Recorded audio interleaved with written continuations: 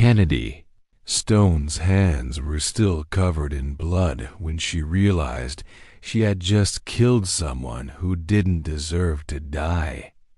The baseball bat slipped from her trembling fingers, clattering onto the concrete floor of the parking garage as she stared down at the motionless body of Marcus Webb, the private investigator she'd hired just 3 hours earlier.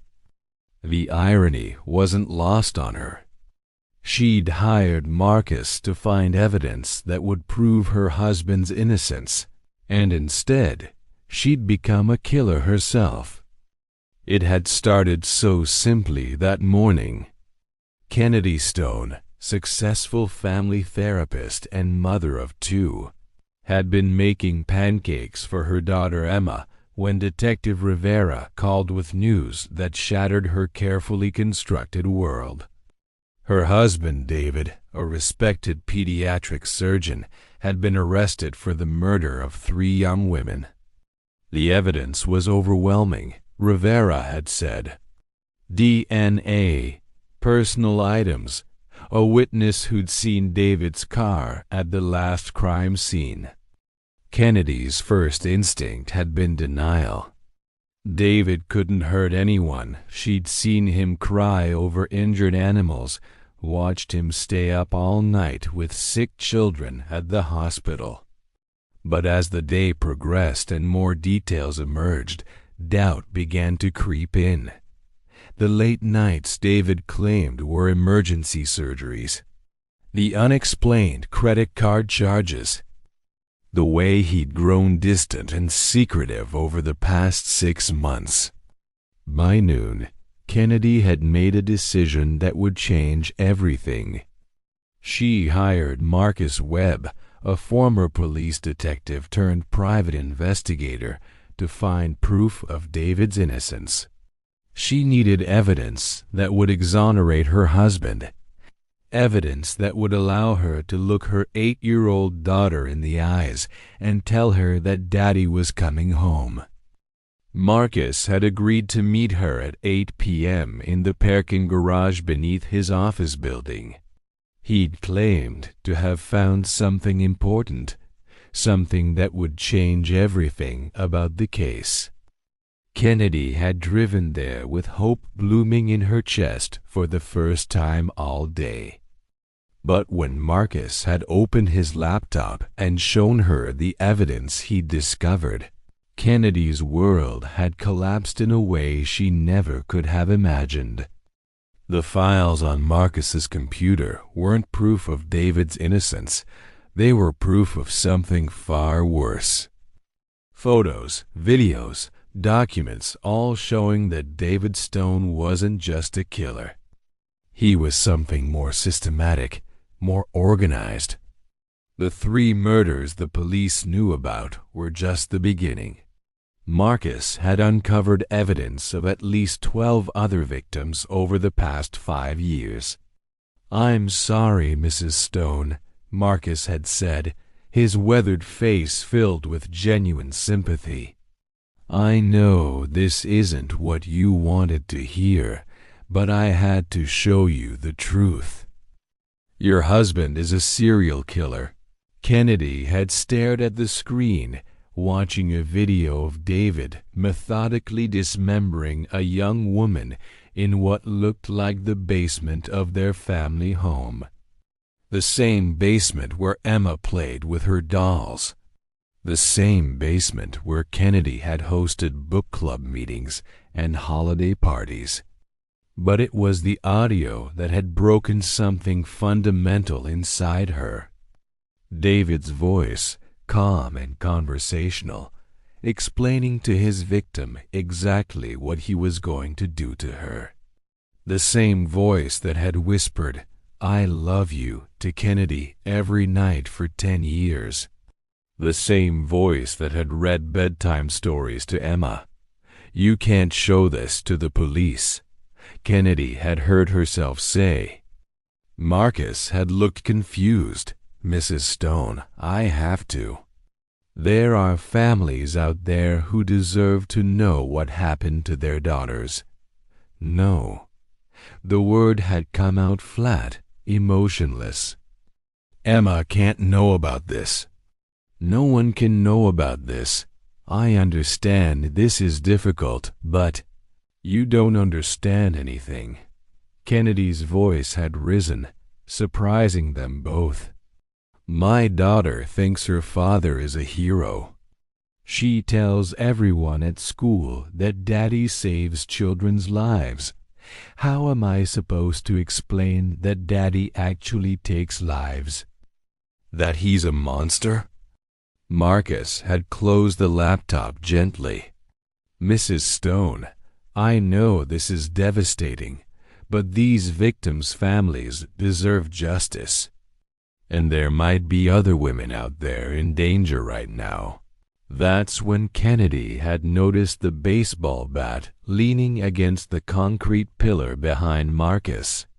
It had been left by maintenance workers, probably forgotten after some repair job.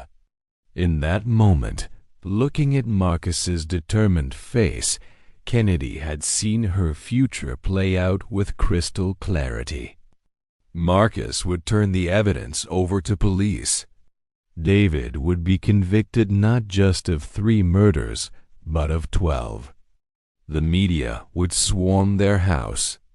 Emma would grow up known as the serial killer's daughter, forever marked by her father's crimes.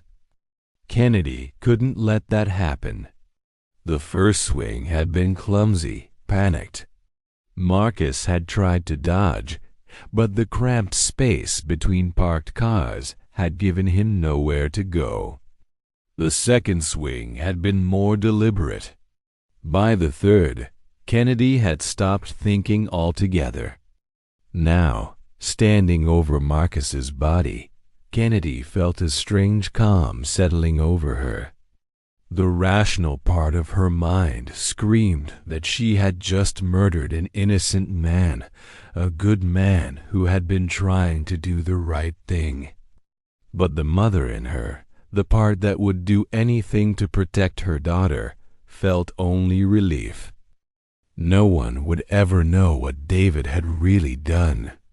Emma would grow up believing her father had been wrongly accused, a victim of the system. It would be tragic, but not devastating. Not life-destroying. Kennedy pulled out her phone and dialed 911, her voice steady as she reported finding Marcus Webb's body in the parking garage. She told the dispatcher she'd discovered him during their scheduled meeting, that it looked like he'd been robbed and beaten. Her voice broke at all the right moments, conveyed just the right amount of shock and grief. As she waited for the police to arrive, Kennedy Stone realized that her moral compass hadn't broken gradually over months or years. It had shattered completely in less than 30 minutes, the moment she'd chosen her daughter's future over justice for 12 murdered women. The scariest part was how easy it had been. Kennedy Stone sat in the police interview room 12 hours later, her hands folded neatly in her lap as Detective Rivera studied her with tired, sympathetic eyes. She'd practiced her story so many times during the sleepless night that it felt like truth now, each detail polished to perfection. "I know this is difficult, Mrs. Stone," Rivera said gently. "But I need you to walk me through what happened one more time." Kennedy let her voice tremble slightly as she began. "I arrived at the parking garage around 8 p.m.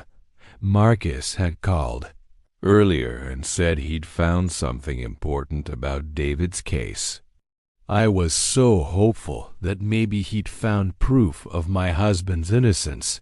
The lie came easier each time she told it. Kennedy had discovered something unexpected about herself in the past 12 hours.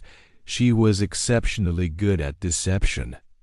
The realization should have disturbed her, but instead, She felt a strange sense of pride. She was protecting her daughter, and she was doing it brilliantly. When I got there, Marcus's car was in the parking garage, but I didn't see him at first, she continued. I called his name a few times, walked around looking for him. That's when I found him lying between two cars. There was so much blood. Kennedy forced tears to her eyes, thinking about Emma sleeping peacefully at her sister's house, blissfully unaware that her mother had become a killer. The tears were real, just not for the reason Detective Rivera assumed. Did you notice anything unusual? Anyone else in the garage? Rivera asked. I was too focused on Marcus, Kennedy said, her voice breaking. I checked for a pulse, but he was already gone. That's when I called 911. Rivera nodded, making notes. The robbery appears to have been professional. They took his wallet, watch, phone, even his laptop. We're checking nearby security cameras, but the garage's system was down for maintenance. Kennedy had spent most of the night disposing of Marcus's laptop and personal items.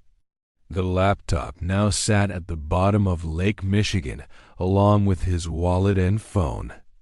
She'd kept only his watch, a vintage Rolex that she planned to plant in David's personal effects at the hospital. Let the police think David had been involved in Marcus's murder too. It would only strengthen the case against him. Mrs. Stone, I have to ask this, and I'm sorry, but did Marcus share any of his findings with you before he was killed? This was the crucial moment. Kennedy met Rivera's eyes directly, projecting nothing but grief and confusion. He said he'd found something important, but he didn't tell me what. He wanted to show me in person. She paused, letting fresh tears fall. Maybe if I'd been there earlier, I could have helped him. Maybe the robbery wouldn't have happened. Rivera reached across the table and patted her hand. This isn't your fault, Mrs. Stone. You couldn't have known. But Kennedy had known, in a way. She'd known the moment she'd seen those files that she would do anything to keep Emma from learning the truth. What she hadn't known was how naturally violence would come to her when her child was threatened. After the interview, Kennedy drove to her sister Rachel's house to pick up Emma. Rachel had kept the 8-year-old overnight, shielding her from the chaos of David's arrest. As Kennedy pulled into the driveway, she could see Emma through the living room window, coloring at the kitchen table, her blonde hair falling in waves around her face just like David's. "Mommy!" Emma launched herself into Kennedy's arms the moment she walked through the door. Aunt Rachel said Daddy can't come home yet. Why not? Kennedy held her daughter close, breathing in the scent of her strawberry shampoo. Remember how we talked about how sometimes good people get blamed for things they didn't do? That's what happened to Daddy. But don't worry, baby. Everything's going to be okay. When will he come home? I don't know yet, sweetheart. But I promise you, no matter what happens, I'll take care of you. You and me against the world, okay? Emma nodded solemnly, then returned to her coloring. Kennedy watched her daughter's small hands carefully staying within the lines of a princess castle and felt her resolve strengthen. Emma would never know what her father really was. Kennedy would make sure of that. Rachel pulled Kennedy aside while Emma was distracted. "How are you holding up? This whole thing is insane. David would never hurt anyone." "I know," Kennedy lied smoothly. "The police will figure it out eventually." "They have to. What about that private investigator you hired? Did he find anything useful?" Kennedy's expression darkened with practiced grief. "Marcus is dead, Rachel. Someone killed him last night. Robbed him in a parking garage." Rachel's face went white. "Oh my God, Kennedy. I'm so sorry. Do you think it's connected to David's case?" "I don't know. The police are investigating." Kennedy paused, then added quietly, "I just keep thinking that if I hadn't hired him, he might still be alive." It was a masterful touch. Adding guilt to her grief made the story more believable. Rachel immediately wrapped her in a comforting hug, exactly as Kennedy had hoped she would. That evening, as Kennedy tucked Emma into bed in their now empty house, her daughter asked the question Kennedy had been dreading. "Mommy, why do people say Daddy hurt someone?" "Daddy fixes people. He makes them better." Kennedy sat on the edge of Emma's bed, choosing her words carefully. "Sometimes, sweetheart, people lie about good people. They make up stories that aren't true. That's what happened to Daddy. But why would they lie?" "Because some people are sick in their hearts, baby. They want to hurt good families like ours." Emma nodded, apparently satisfied with this explanation. "Will you sleep in here tonight?" "I don't like the house being so quiet." "Of course, sweetheart." As Kennedy lay next to her sleeping daughter hours later, she reflected on how completely her life had changed in just 24 hours. Yesterday, she'd been a wife and mother living a comfortable, if somewhat routine, life. Today, she was a widow and a murderer, but also a protector who had saved her daughter from a truth that would have destroyed her. The most disturbing part wasn't the killing itself, it was how little guilt she felt. Marcus Webb had been a good man, but he'd threatened Emma's future. That made him expendable. Kennedy Stone had learned something about herself that most people never discovered. When pushed to choose between morality and motherhood, she would choose her child every single time, no matter the cost. 3 weeks after Marcus Webb's murder, Kennedy Stone received a phone call that made her blood run cold. Detective Rivera wanted to meet with her again, and this time he wasn't alone. FBI profiler Dr. Sarah Chen had joined the investigation, and she had questions about inconsistencies in Kennedy's story. Kennedy sat in the same interview room where she'd first lied about finding Marcus's body. But this time the atmosphere was different. Dr. Chun was younger than Kennedy had expected.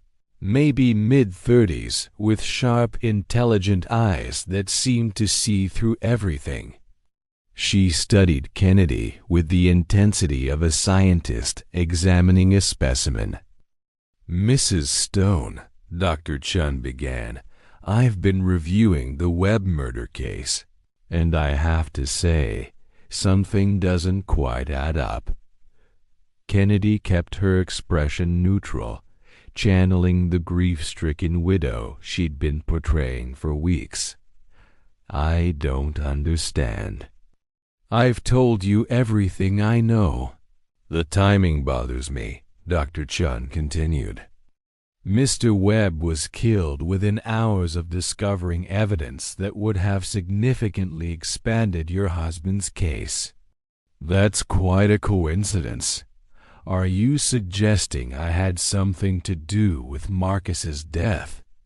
Kennedy's voice carried just the right amount of hurt and indignation. Detective Rivera shifted uncomfortably. "Kennedy, no one's accusing you of anything. But we have to explore all possibilities." Dr. Chun leaned forward. "Mrs. Stone, in my experience, people who hire private investigators to prove their loved one's innocence don't usually give up when that investigator is murdered, yet you haven't hired anyone else. You haven't pushed for more investigation into your husband's case. Why is that?" The question hung in the air like a trap. Kennedy had known this moment would come eventually. She'd prepared for it, but facing Dr. Chun's penetrating stare made her realize how thin her performance might be. "I can't afford another investigator," Kennedy said quietly. "Marcus's fee cleaned out our savings, and with David's legal fees mounting up ... She let the sentence trail off, adding financial desperation to her list of motives for seeming to give up. "Yet you could afford to take Emma to Disney World last week," Dr. Chun observed. "That's an expensive trip for someone who's financially struggling." Kennedy's heart skipped, but she kept her voice steady. "That was my sister's idea. She paid for it. She thought Emma needed something positive after everything that's happened." It was true.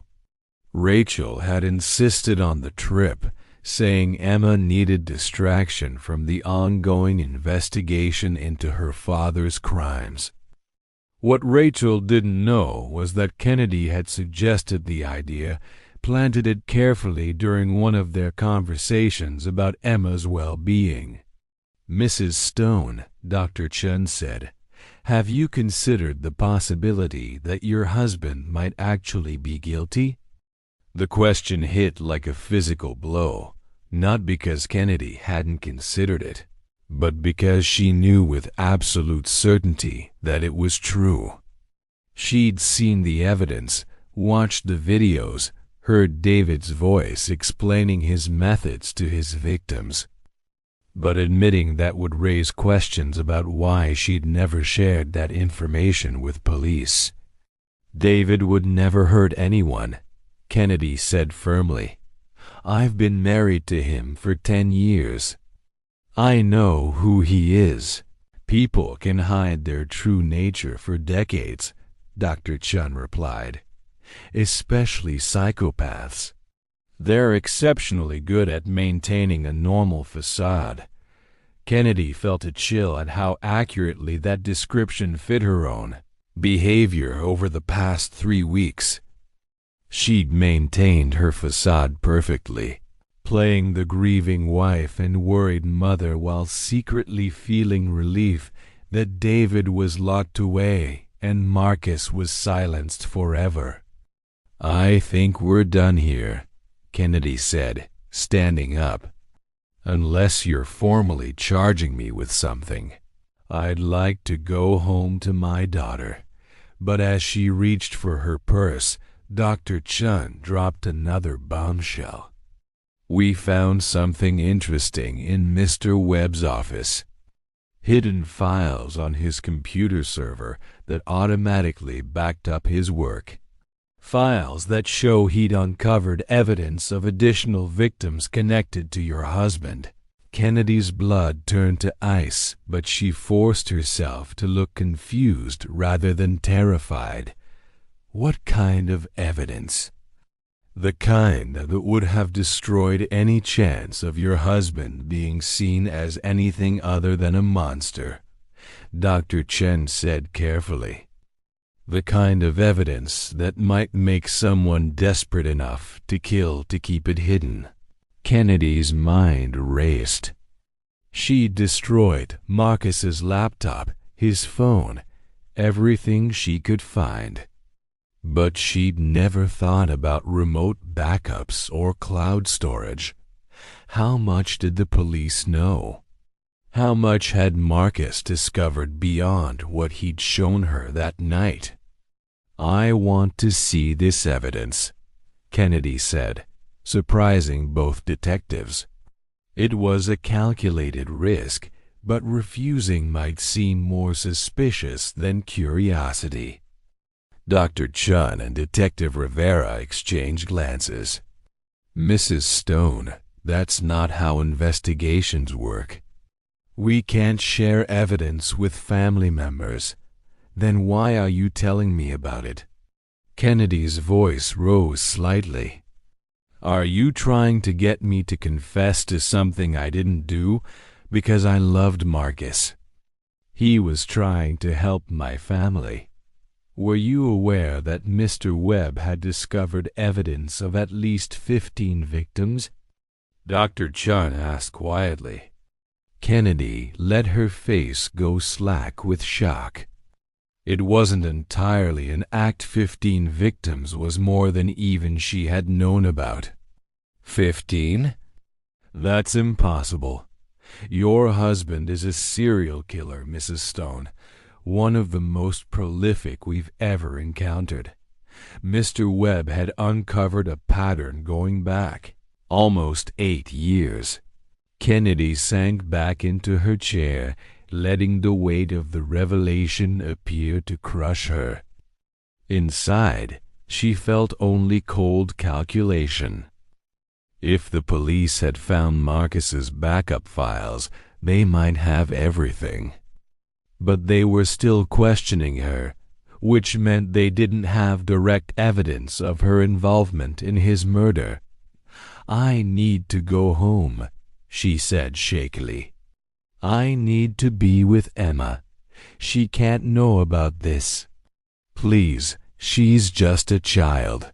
Dr. Chun's expression softened slightly. "Mrs. Stone, I understand your desire to protect your daughter. But hiding the truth won't make it go away. The truth," Kennedy said quietly, "is that my daughter's father is innocent until proven guilty. And even if ... She paused, as if the thought was too horrible to voice. "Even if the worst is true, Emma doesn't deserve to carry that burden." As Kennedy left the police station, she realized that Dr. Chun had given her valuable information without meaning to. The police knew about David's additional victims, but they were still investigating Marcus's murder as a separate case. That meant they hadn't connected her to the files Marcus had shown her that night. Kennedy had time to plan her next move. And this time, she wouldn't leave anything to chance.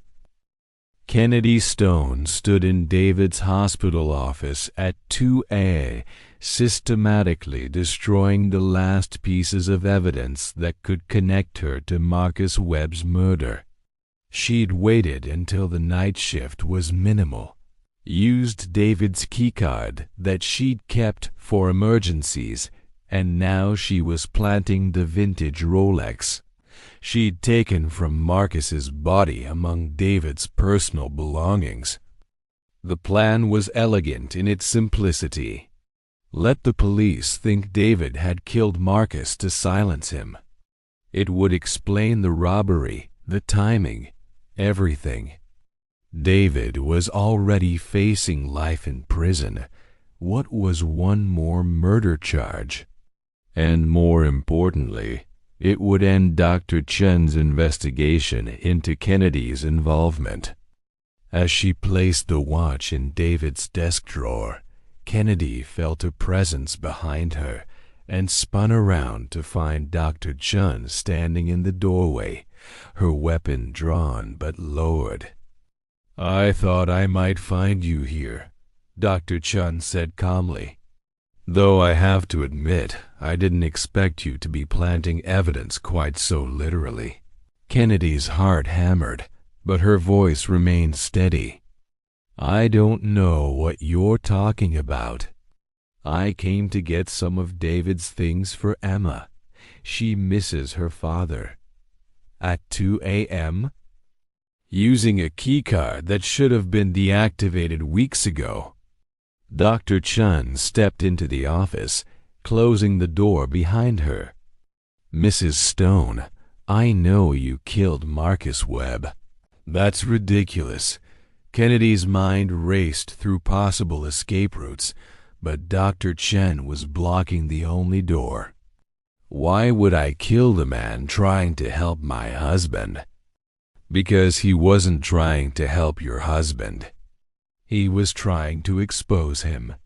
Dr. Chun moved closer, her eyes never leaving Kennedy's face. Marcus Webb recovered those backup files 2 days before his death. Files that proved your husband was a serial killer. Files that would have destroyed your daughter's image of her father forever. Kennedy felt the careful walls she'd built around her secret beginning to crumble. Even if that were true, it doesn't mean I killed him. You're right. But the trace amounts of Marcus's blood we found in your car's trunk do. Dr. Chun's voice was matter-of-fact, almost gentle. You cleaned thoroughly, Mrs. Stone, but blood is remarkably persistent, especially when it soaks into carpet fibers.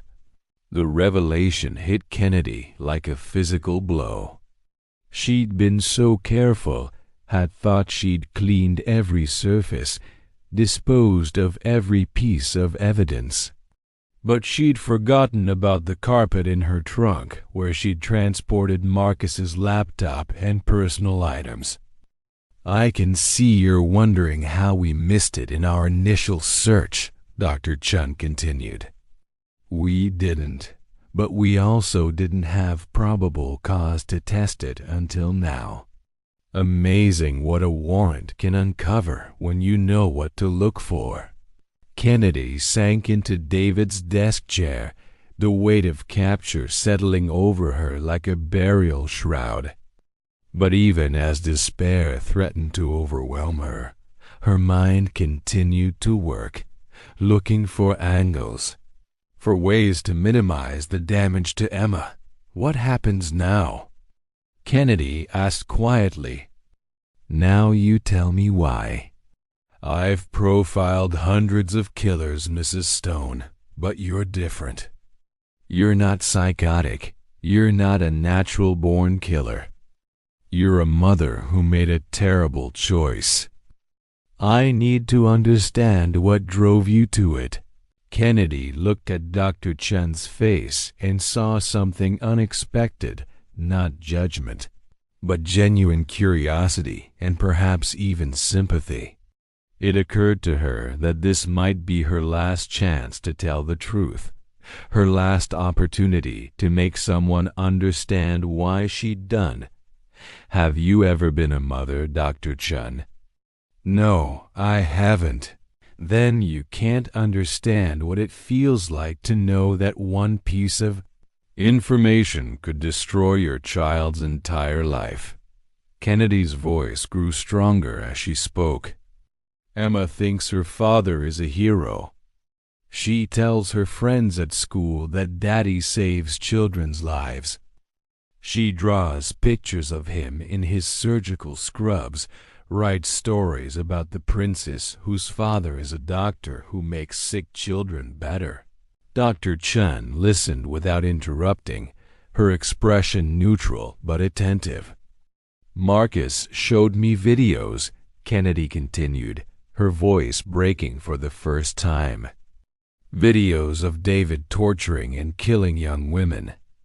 Women barely older than Emma will be someday, and his voice on those recordings. It was the same voice that reads her bedtime stories, that tells her he loves her every night. Tears streamed down Kennedy's face as she spoke, but her voice remained steady. I couldn't let Emma know that the man she worships, The man she wants to grow up to be like is actually a monster who destroys families. I couldn't let her carry that burden for the rest of her life. So you killed an innocent man to protect her from the truth?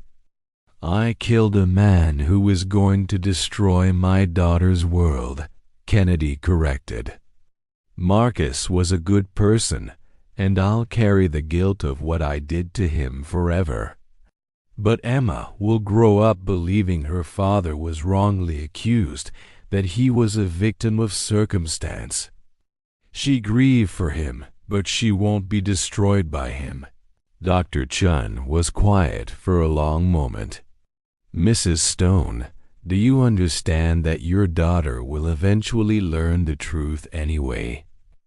David's crimes are too extensive to hide forever. The trial will be public. The media coverage will be intense.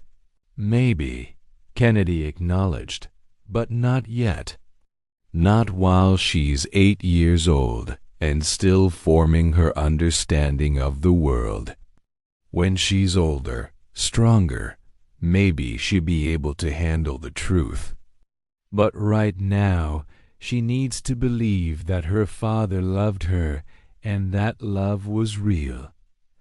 Was it real? Dr. Chun asked quietly. Kennedy thought about David reading bedtime stories to Emma, teaching her to ride a bike, attending every school play and parent-teacher conference. I think it was. I think David truly loved Emma, even if he was incapable of loving anyone else. Maybe that's what makes this whole thing so horrible. He wasn't a complete monster. He was a father who loved his daughter and a husband who cared for me in his way. But he was also something else entirely. Dr. Chun nodded slowly. Mrs. Stone, I need you to come with me now. You're under arrest for the murder of Marcus Webb. As Dr. Chen read Kennedy her rights, Kennedy felt an unexpected sense of relief. The lying was over. The performance was done. Soon, Emma would learn that her mother was a killer too, but at least she would still believe her father had been innocent. In Kennedy's mind, that trade was worth it. 6 months later, Kennedy Stone sat in the visitor's room at Cook County Women's Correctional Facility, watching her 9-year-old daughter Emma color in a Disney princess book. The pink crayon moved carefully within the lines, just as Emma had always done everything with precision, with care, with the innocent belief that staying within boundaries would keep her safe. "Mommy, when are you coming home?" Emma asked without looking up from her coloring, the same question she'd asked every week for the past 4 months. Kennedy's heart broke a little more each time she heard it. "I don't know yet, sweetheart. But Aunt Rachel is taking good care of you, right?" "Yeah, but she doesn't make pancakes the right way. And she doesn't know the voices for all the characters when she reads stories." Kennedy smiled despite the pain in her chest. "I'll teach her the voices. And maybe you can show her how to make pancakes your favorite way." The truth was that Kennedy would never make pancakes for Emma again. She'd pleaded guilty to second-degree murder and received a sentence of 25 years to life. The prosecutor had pushed for first-degree murder. But Dr. Chen's testimony about Kennedy's psychological state and maternal motivations had convinced the jury that this was a crime of passion rather than premeditated murder. 25 years. Emma would be 34 years old when Kennedy was eligible for parole. What Emma didn't know, what Rachel had agreed never to tell her, was that David's trial had concluded 3 weeks ago. He'd been convicted of 15 counts of first-degree murder and sentenced to death. The media coverage had been intense, just as Dr. Chun had predicted. David Stone, the pediatric surgeon serial killer, had become a household name synonymous with betrayal and hidden evil. But Emma remained blissfully unaware. In her world, Daddy had been wrongly accused and died of a heart attack in prison before his name could be cleared. Mommy had gotten into a car accident while grieving and accidentally hurt someone, which was why she had to stay in this special hospital for a long time. Rachel had crafted the lies with Kennedy's guidance, both women united in their determination to preserve Emma's innocence for as long as possible. It was a conspiracy of protection, built on love and sustained by careful omissions. "I drew you a picture," Emma said, pulling a folded paper from her backpack. "It's our house, but with you in it. See? You're making pancakes, and I'm at the table, and there's sunshine coming through the window." Kennedy unfolded the drawing and felt tears well up. Emma had drawn their kitchen exactly as it had been, down to the yellow curtains and the ceramic rooster on the counter. But David was nowhere in the picture. Emma had simply edited him out of their family history, the way Kennedy had always hoped she would. "It's beautiful, baby. I love it." Kennedy tucked the drawing carefully into her prison uniform pocket. "Can I keep this?" "Of course. I made it special just for you." As visiting time drew to a close, Emma hugged Kennedy tight, her small arms fierce with love and longing. "I miss you so much, Monty. I miss you too, sweetheart. More than you'll ever know." After Emma left with Rachel, Kennedy returned to her cell and sat on her narrow bunk, staring at the drawing. Her cellmate, Maria, was serving 15 years for armed robbery and had become something of a friend over the months. "She's a good kid," Maria said, nodding toward the drawing. "Resilient. That's because of you, you know." "Is it? Sometimes I wonder if I've just made everything worse. If I've condemned her to find out the truth when she's older and hate me even more for lying to her." Maria, who had 3 children of her own, shook her head. "You gave her time. Time to grow strong before the world tries to break her. That's what mothers do. We take the hits so our kids don't have to." Kennedy had received letters from some of David's victims' families. Most were filled with rage and hatred, condemning her for trying to hide the truth about her husband's crimes. But a few had surprised her with their understanding. Sarah Mitchell, whose 22-year-old daughter had been David's 3rd victim, had written, "I understand why you did what you did. I would have done the same thing to protect my daughter if I could. I hope someday Emma will understand how much you love her." The letters from Emma came every week, filled with school news and drawings and questions about when they could be together again. Kennedy answered each one carefully, maintaining the fiction that she was in a hospital recovering from her injuries, that she would come home when the doctors said she was better. Dr. Chen visited occasionally, not in her official capacity, but out of what seemed to be genuine concern. During her last visit, she'd brought disturbing news. "Emma's been asking questions," Dr. Chun had said. "Smart questions.